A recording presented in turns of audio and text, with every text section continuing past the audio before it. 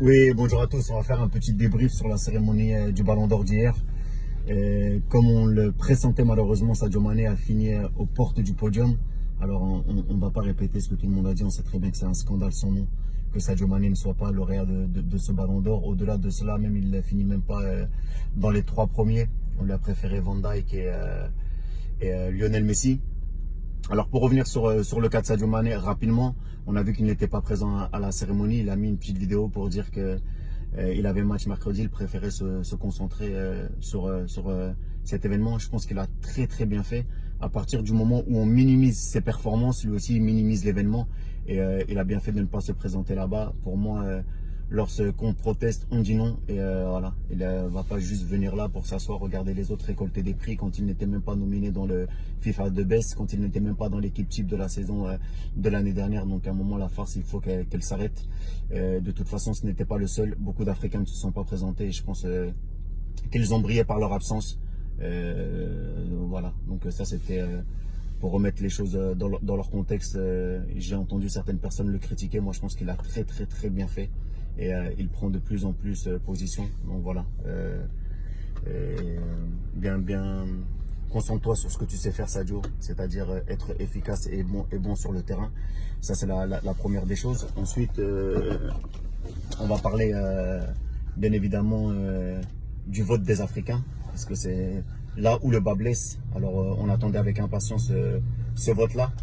Quand on voit que des grands pays du football, mais je dis bien des grands pays du football, qui sont le Cameroun, le Ghana et la Côte d'Ivoire, pour ne citer que, n'ont pas mis Sadio Mané en tête de liste, je me pose des questions.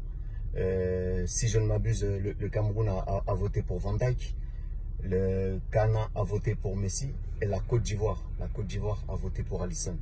Comment la Côte d'Ivoire peut voter pour Alisson? Comment un joueur, un gardien de but a-t-il pu faire plus que Sadio Mané, notre frère sénégalais? C'est là où vraiment j'ai du mal à comprendre.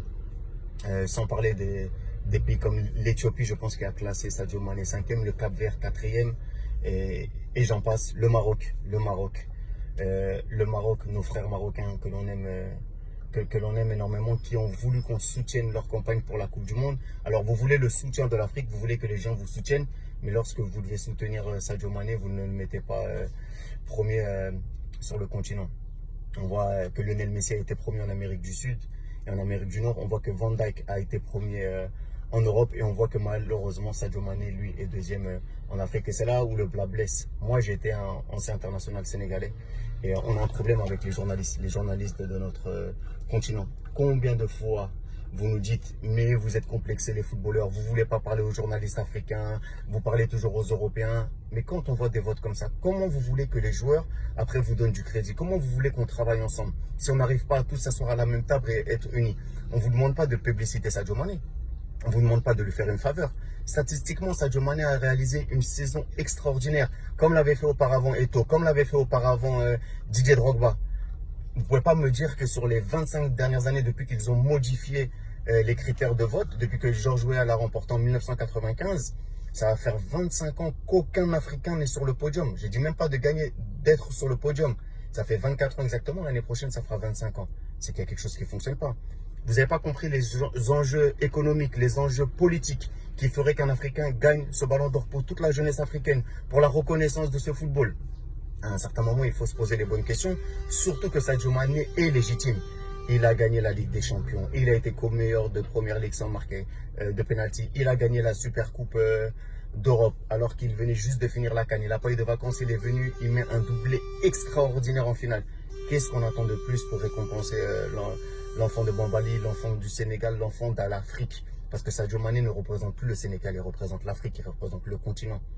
Et c'est ça que les gens doivent se mettre dans la tête. Il n'y a pas de concurrence entre le Cameroun, la Côte d'Ivoire, le Ghana. Non, on est tous africains, on est tous des frères. On doit tous tirer dans le même côté. Et à partir du moment où on ne comprendra pas ça, on ne pourra pas avancer. Parce que certes, il y a de la discrimination. Moi, je ne peux pas comprendre qu'un Européen ne puisse pas mettre Sadio Mané numéro 1. On voit bien dans le vote de France Football qu'en France, on a mis Sadio Mané numéro 1. Et ce n'est pas parce qu'ils sont Européens qu'ils doivent voter pour Van Dijk, ou parce qu'ils sont Sud-Américains qu'ils doivent voter pour Messi. On doit voter pour le plus méritant. Mais si nous-mêmes, on ne montre pas l'exemple, les autres ne vont pas suivre. Et c'est là où le bas blesse. En tout cas, je pense qu'il va falloir vraiment qu'on ait une prise de conscience collective, parce que je ne peux pas penser que nous, nos footballeurs africains ne sont pas meilleurs que ceux qui sont là-bas de l'autre côté, de l'autre côté de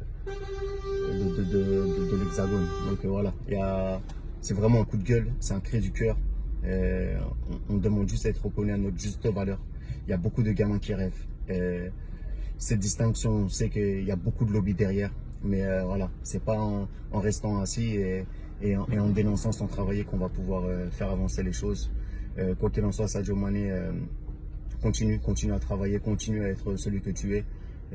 Voilà, on a énormément de talent sur le continent et il va falloir qu'à un moment on puisse s'unir, parce que si on ne s'unit pas, on pourra pas aller de l'avant malheureusement. Voilà, et sur Lionel Messi, bien sûr c'est un beau lauréat, c'est son 6e ballon d'or, c'est un joueur extraordinaire. Comme Cristiano Ronaldo, ils nous font rêver tous les deux. Mais si vous regardez les moments clés, et en fait c'est ça qu'on dénonce, c'est que sur les moments clés cette saison, vous pouvez me dire tout ce que vous voulez, me parler par A plus B, qu'il a marqué 50, 100, 200. Sur les moments clés, il n'a pas été décisif. Quand il a fallu marquer un seul but face à Liverpool, qui était sans Firmino et sans Salah à Anfield pour aller en finale de Ligue des Champions, ils ont pris 4-0 et il est sorti par la petite porte. Quand ils ont joué avec la Copa América, lui qui doit guider cette équipe d'Argentine, lui qui est le meilleur joueur du monde, et ils ont perdu 2-0 en demi-finale face au Brésil. Le Brésil qui était orphelin de son meilleur joueur, Neymar. Ça fait combien de temps que Barça n'a pas gagné une Ligue des Champions? Ça fait combien de temps que le Barça n'a pas gagné une Ligue des Champions? Pourquoi? Parce qu'il faut être décisif. Il faut être décisif dans certains moments. Et l'année dernière, vous pouvez me dire tout ce que vous voulez, Messi n'a pas été décisif. En finale de Coupe du Roi, il a perdu également face à Valence. Donc sur 4 compétitions dans lesquelles il était engagé, il n'a gagné que la Liga. Alors oui, il a eu des statistiques extraordinaires au niveau de ses buts et de ses passes décisives. Mais un grand joueur, c'est dans les grands moments. Dans tous les sports, le money time, que ce soit au basketball, que ce soit au foot, que ce soit dans d'autres sports collectifs, bien sûr, c'est une distinction individuelle, mais l'individu doit faire briller le collectif. Et en faisant briller le collectif, tu dois ramener des trophées. Chose que Lionel Messi n'a pas faite, malheureusement, même si ça reste un don de Dieu. Voilà.